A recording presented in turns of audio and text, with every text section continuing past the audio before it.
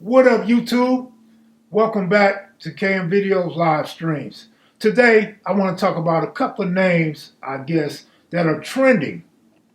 Started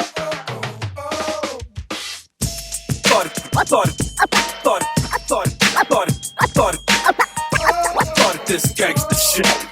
And this the motherfucking thanks I get. Hello. I started this gangsta shit. And this the motherfucking thanks I started this gangsta shit. And this the motherfucking thanks I get. Hello. I never stopped banging. I started banging hard, then I got so hard till it was a shame. So I'm going to take you back a couple days where this guy, Loose Cannon, appears on No Jumper, and he's making these claims and accusations about Big U. So everybody and their mama watching that shit, right?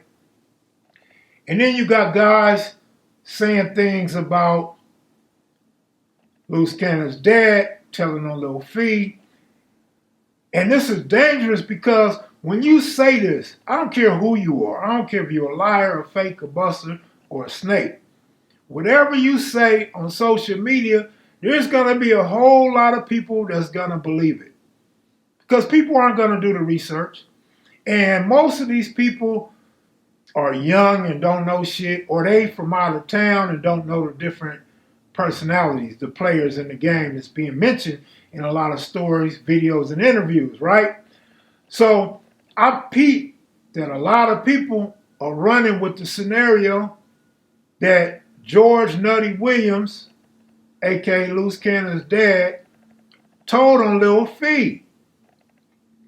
Even Cartoon called me. Cartoon called me right before he did the video about an incident he had with Nutty on the streets in Aliso projects back in the day. I think like 1987, right?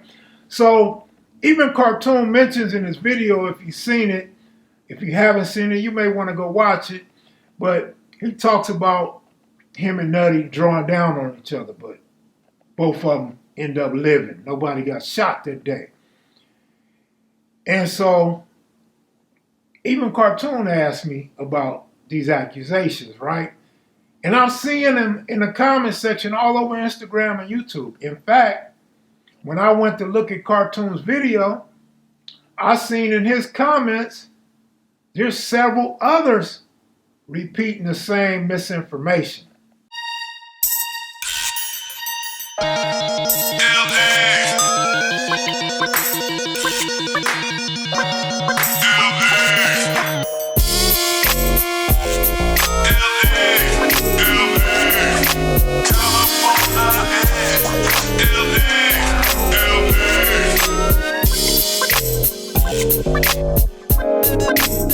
I also seen a comment saying that Nutty and Lil Fee are best friends on death row. That's the furthest from the truth. There's no way to put a spin on that. They are not best friends on death row. If I'm wrong, I will apologize later on. But as far as I know, no. So I just wanted to come on here today, talk about that just a little bit. Don't never want to give too much. Never want to say too much.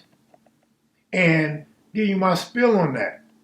I'm under the assumption that people are looking at these last names and getting them confused. Or, again, people don't know who these players are, so they just say anything, right? So, here go the deal. My opinion is you have Charles C.W. Williams and you have George Nutty Williams, both rolling 60s, allegedly convicted and sent to death row. So I think that's the confusion right there. I think people are confusing the two parties. I see people talking about he's the reason why Lil Fee stuck Tookie, this, that, and the other. Wrong person, wrong guy, wrong scenario. Like, there's no story. Y'all not even putting a story behind it. You just saying what you heard Brick Baby say.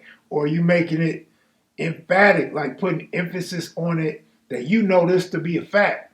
And then some are asking like in question mark form, didn't he snitch on Lil Fee. Well, anything that happened between those two guys happened on death row. Because Lil Fee's crimee in the Alexander murders is CW, who's no longer on death row. This was a very well-known case. The incidents took place in 1984. It was broadcast on the local news, newspapers, and magazines, and even had a feature on ESPN. When we talk about hand gods, CW will be one of those hand gods. When we talk about putting a list together of top fighters, yeah, CW will go on that list without question. The other party involved grew up in the Athens Park area.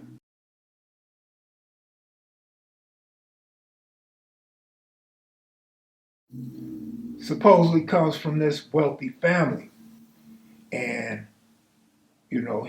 once he gets into gangs, he gets involved and gets caught up in a murder robbery of two people. And he was sent to death row. This case took place in 1990. Totally unrelated to Lil Fee. Lil Fee had already been arrested, convicted, and sent to death row by this time. I was actually in the county jail when Nutty came through, me and the homie Smurf. And I was a trustee at the time, and in the inmate reception center. So I would see Nutty every day going to court, and would see the homie Smurf sometimes coming from court. Now there was another case back in 1985. A lot of you guys have recently become familiar with the case with Joker from A-Tray Gangster, Mumbles from Rolling 60s, the retaliatory acts in which Lil Eddie Boy ended up getting convicted of.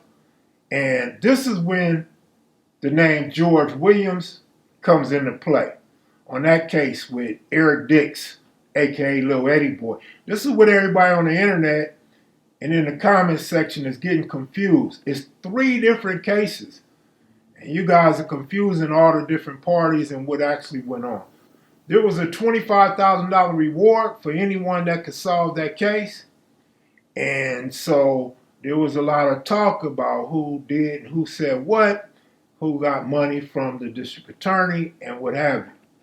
So there you have it. George Nutty Williams was convicted of a murder in 1990 of 2 people. And he was sent to death row. Allegedly, or according to the LA Times newspaper, the witnesses told on Loose Cannon's dad and said that he accidentally killed one of the people. It's in the newspaper. I ain't saying nothing new or nothing like that. He accidentally killed one person, says the newspaper, and the people that testified against him. And so he wanted to cover it up because he didn't want no snitches. He didn't want nobody to tell, so he ended up killing the other guy. And that's how you get 2 murders, which is the reason why he was sent to death row. Of course, being involved in a robbery of a drug deal. According to courts, newspapers, witnesses, teachers, family, Nutty was actually this brilliant, smart, intelligent, articulate guy. And so this was like a major surprise to his family and friends that grew up with him at a younger age, to see that this guy had built up a reputation and had so much heart and would be involved in such a heinous crime like this. But this was really typical in the mid-'80s to early '90s. Like, this is what gang members did. This is what the streets of LA was made of. You know what I mean? Bloods and Crips was off the hook, and this is the message that we be trying to tell y'all out of town. Like, LA was really off the hook, on site, rob, kill, steal. You know, a lot of dudes, I've seen a couple dudes, I ain't gonna mention no names, being interviewed or got their own channel that said that they didn't hustle and gangbang because you couldn't do the two. No, that's a goddamn lie. Maybe in your era or in your area.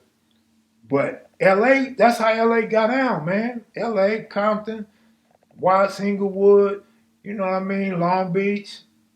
This is how LA County got down, period. During them days, it was a lot of money, and there was a lot of hustlers, there was a lot of jackers. So shit like this was regular. I even told a story recently about a little small time incident that I had with my cousin L and a guy that he hooked up to buy 9 ounces. So anyway, I wasted all this time just to tell y'all that people are confusing CW with Nutty. Totally two different guys, two different cases. One was involved in the Alexander murders and one was not. C-Dub is one of the original 60s. Like when the 60s first formed, C-Dub is one of the originals. And you don't hear nobody talk about that. And for obvious reasons, you may not hear people include him in those roll calls or give him that status. But Nutty, whole different person, whole different incident. Hey, I just want to clear that up, man, so y'all on YouTube will quit spreading this misinformation. In fact, this is why kevmacvideos came about anyway, to share some history and correct the misinformed, so y'all quit repeating the bullshit like you really know what you're talking about. Foul information and misinformation spreads fast. I'm out of here, y'all. Thanks for watching. Be sure to click the like button, man. Half you niggas be slipping, or half you niggas be hating.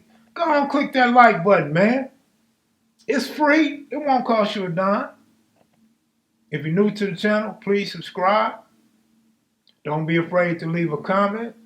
Don't be afraid to apologize in the comments if you got that twist and you put that information out there or left a comment on Cartoon's video saying the same. Salute.